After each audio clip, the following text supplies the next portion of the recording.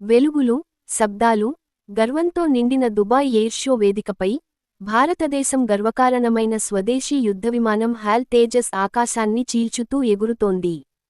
కాని ఆ గర్వకారణ క్షణం ఒక్కసారిగా విషాదంగా మారింది.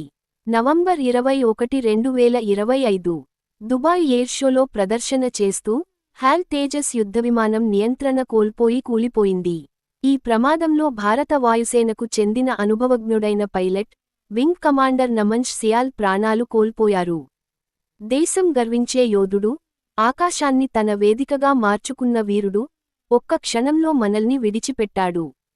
ఆయన త్యాగం, ఆయన ధైర్యం, ఆయన కర్తవ్యనిష్ఠ ఇవన్నీ భారత వాయుసేన చరిత్రలో చిరస్థాయిగా నిలిచిపోతాయి. కెమెరా నెమ్మదిగా ఆకాశాన్ని చూపిస్తుంది. తేజస్ విమానం గర్జన, ప్రేక్షకుల చప్పట్లు, ఒక్కసారిగా నిశ్శబ్దం. ఆ నిశ్శబ్దం వెనుక ఒక వీరుడి చివరి ప్రయాణం.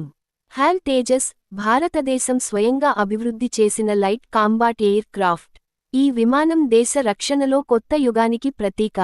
వింగ్ కమాండర్ నమన్ సియాల్ అనుభవజ్ఞుడైన పైలట్, అనేక మిషన్లలో పాల్గొన్న వీరుడు. ఈ రోజు మనం ఒక యోధుడిని కోల్పోయాం. కాని ఆయన త్యాగం వృథా కాదు. ఆయన ప్రాణాలతో రాసిన ఈ కథ భారత వాయుసేన గర్వకథలో శాశ్వతంగా నిలుస్తుంది.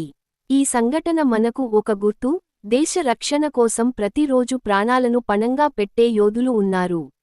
వారి త్యాగాన్ని గౌరవించండి, వారి ధైర్యాన్ని గుర్తుంచుకోండి.